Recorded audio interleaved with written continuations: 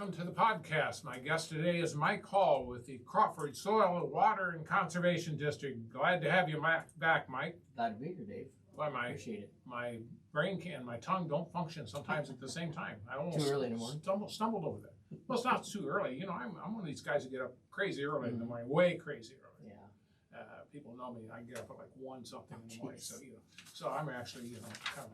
It's your evening, right? Yes, this is my evening. Yes, my day is, morning is like I've already put about 8 hours in before I came here.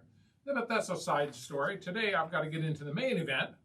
We got about 4 or 5 things to talk about. I think we'll leave 4 today. Yep. We want to talk about the annual tree sale. Yep. What's going on there right now? Have our annual tree sale. Obviously, we're going to be pickup's going to be coming up here in another week, April 24th at the office there. So if you've ordered trees, I think we put the tree sale out. The order forms go out in January. So you might have ordered trees 3 or 4 months ago, and they're up for ready to be picked up here next week.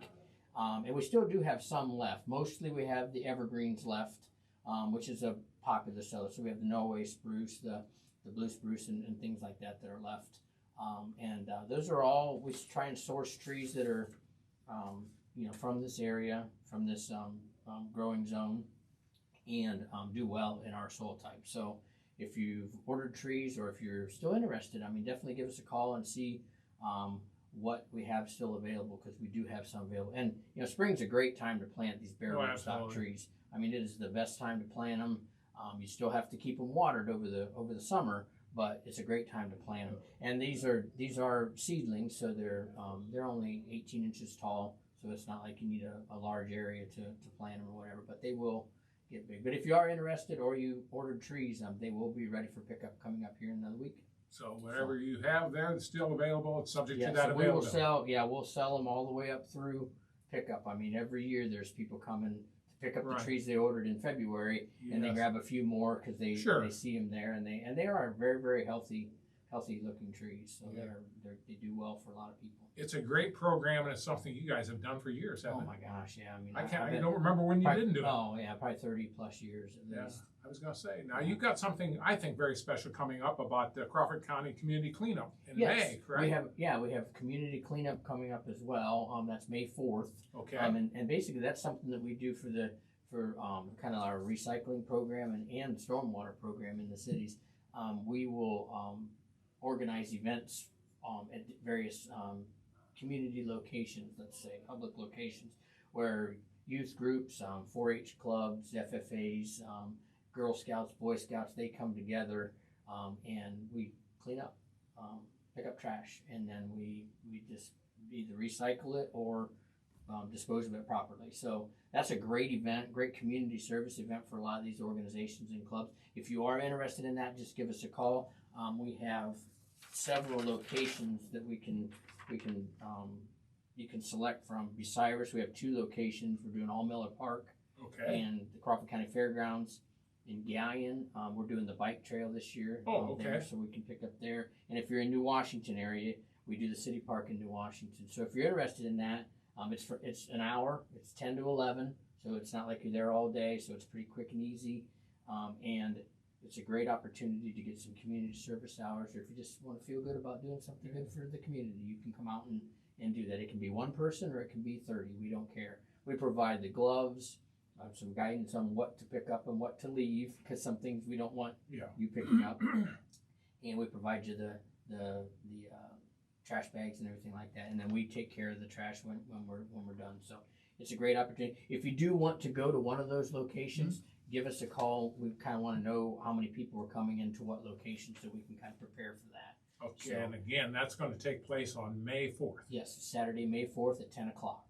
Yes, and 10 to 11, and actually the more that show up, the better, because it's quicker work, and then, And you walk into these places, I've done it every year for several years now, and you walk into some of these places, and you think, oh my gosh, there's not that much to clean up, but when these kids come back, they have, there's always the ones that pride themselves in bringing the biggest piece of trash back, which is interesting sometimes, but it is amazing how much is truly out there that you don't really see it, but it is out there. So it's a good thing. It's a really good thing. So. Well, things blow around in the winter. You get a lot of things. It's just, over those months over there. Correct. Now you got something else with this just coming up in June, which is the pond clinic. Yes, we have our pond clinic, which we've been doing these for several Oh yeah, that's several been years quite a as while well. too. And here we have a pond program where we will help assist with existing ponds, or if you want a new pond, we'll come out and do a site evaluation for a new pond, kind of check the soils for you and things like that. And then we also get a lot of questions about weeds and fish management in existing ponds, or maybe we have leak issues with ponds where they just aren't holding water anymore. We've gotten a lot of those lately. It seems like. So we have our pond clinic coming up June 20th. It's going to be at the Johns Pond up on Cary Road in Likens Township, and it begins at 5:15 and runs till about 8 o'clock, 7:30, 8 o'clock. And this is a great opportunity to come in and listen to experts on pond construction, on fish management, on weed management. We're going to have some different brochures there on dealing with sediment removal from ponds, as well as, they'll take any questions that you have. So we got experts coming that are well versed in ponds. And so if you have weeds that you don't know what they are and you want to control them, they've been a problem for you in the past, or if you just want to come and ask some questions or learn about, maybe you're thinking about putting in a pond, that's a great opportunity. It's free of charge. We're going to have there's a 4-H club that's going to be doing a little, food thing there for them, for their club. So you can get something to eat quick and sit down for an hour and a half and talk to some experts on the pond management and development. That's very, very important, because like you said, you just can't dig a hole and say, we're going to have a pond here, because a lot of times people, they're very disappointed when they find out that their water, the ground won't hold the water, or there may be other issues. So you're correct. This is a good way to get educated before you do things. Yes, and then it's also great to get some education ahead of time if you have a fish problem or have a stocking, thing, or want to know how many fish to stock or something like that. More what we get too is dealing with the weeds. I mean, that's probably our number one thing is algae. I mean, that they call pond muck, pond scum, whatever that floating debris is out there, that floating plant. A lot of people, that really hinders their ability to recreate on that pond, whether it's swimming or fishing or whatever it happens to be. You know how it is. You throw your lure out there, you got to clean it off every time it comes back. It's not fun. So it's a great opportunity for people to learn about that and stuff, and it's usually well attended. We do them every other year. So this is your chance for the next couple of years to come out and you want to avail yourself of the opportunity while it's available this year. Yep. And again, the pond clinic is going to be held on June 20th. Looks like 5:15 to 7:45. If I got in the evening, I got that correct, at John's Pond. That's at 2699 Cary Road in Bloomville. Yes, which is Likens Township. Yep. There you go. So just thought you would like to be specific. So, Yep. but then you would like kind of to know a little bit in advance if you're coming. You'd kind of like to RSVP by the 18th. You give the office a call. It is on our website now, and I'm sure if you're following us on Facebook, there'll be things coming up on Facebook, because it is a few months away yet, a couple months away yet. So and you brought in something. You have very good social media, and your website is very good. And so if people miss something we're talking about, or we've talked too fast, you can go back and listen to the podcast again and look at these two guys on here giving you all this great information. Yeah, I got to get him laughing over here. And or you can go check it up on the website or the social media. Yes. Last thing I guess we'll talk about today is stormwater drainage. Yes. Yeah. So obviously, today, I know this is going to air at a different time, but today we had 3-4 inches of rain overnight, I bet, and there's a lot of water laying out there. So I thought it would be a good thing to talk about. We have a stormwater program in the office. We work with the cities here in Bucyrus, and we do their stormwater management, and that's basically what that is the EPA requires education and outreach on stormwater management, and we do that for the city of Bucyrus. And so, this is just an opportunity. We have a lot of this information on our website. You'll see it again, we just talked about Facebook and stuff. You see us post stuff on Facebook, just helpful hints and things like that, and tips for maintaining and making sure the stormwater works properly. The last thing we want is those storm drains at the street level or at your curb not to work. We've all seen them. It happens, and then the city does a really good job of getting them fixed relatively quickly. But we can do our part too as residents. Make sure this time of year leaves aren't as big of a problem as they are in the fall, cleaning the Right. leaves off the grates and things and making sure you don't pile your leaves from your yard on the grates to make sure that those drain properly. But this time of year, on the way over here, I noticed it's more trash. It's kind of like the Walmart bags or plastic bags that get laid up on top of them. I saw several that had some water bottles and things like that, and all that stuff will begin to collect on top of those grates and hinder that drainage of getting away. So that's something that we can do. Takes 30 seconds to a minute to go out and pick that stuff up and throw it in the trash and get it out of the way, and you might be better off for it if you don't have a drainage issue or flooded street. And if you live in front of your drainage there, if you're able, I know some people there maybe not be in that good a shape, but if you can kind of make sure those are pretty cleared, that would be very helpful. Because the cities and stuff, they can't always get out there to get. I mean, it's just a massive job. Yeah, and and it's going to help. It's going to be beneficial to you in the ultimate end anyway. I mean, yes. We all know how it is to get out of the car and you got to step out into 3 or 4 inches of water. That's no fun. Yeah. So save that hassle and just kind of keep an eye on that. And if something needs to happen, just take care of it, or give the city a call if it's something you can't do. Just let them know, make them aware of the problem. And the other thing too is you step off the street onto your property.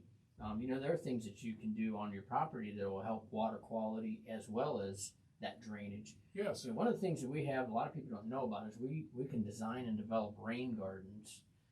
These are, they're basically flower beds that you can put on your property.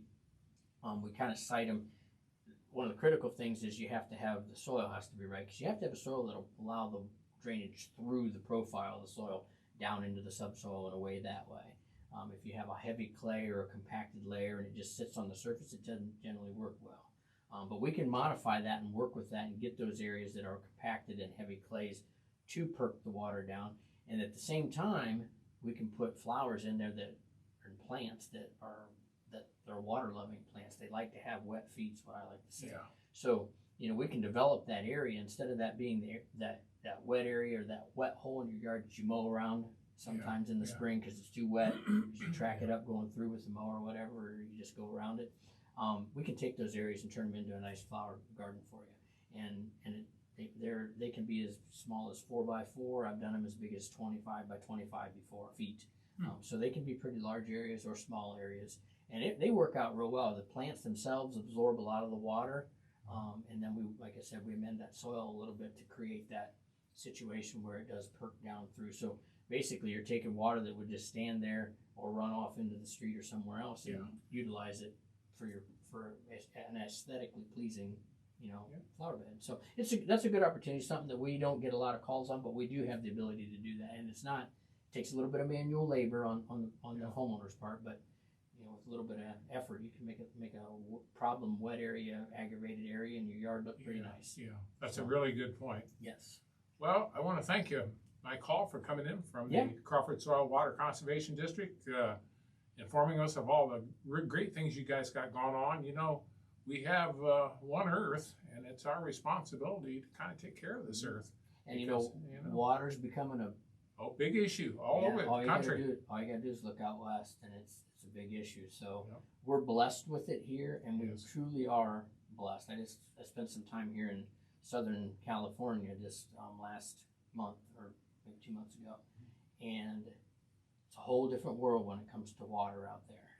It truly, truly is, and we are blessed here to have plenty of water, quantity-wise, and we just need to make sure that what we do have is good quality as well. Yes. And so that's kind of what we aim to do, is go for that quality, because we know we have the quantity.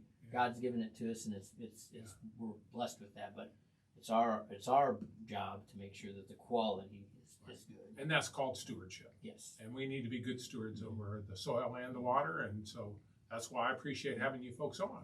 And if you want to know how you can do that more, stewardship of the soil and water, go to our website. We have a plethora of information out there on that website. Follow us on Facebook, Crawford SWCD, just search for us.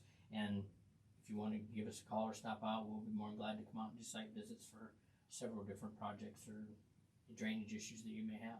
So, Mike Hall, you've done a wonderful job of rolling back into that again. And I thank you very much again for being on the podcast. We're always a pleasure to have you on here. Appreciate it.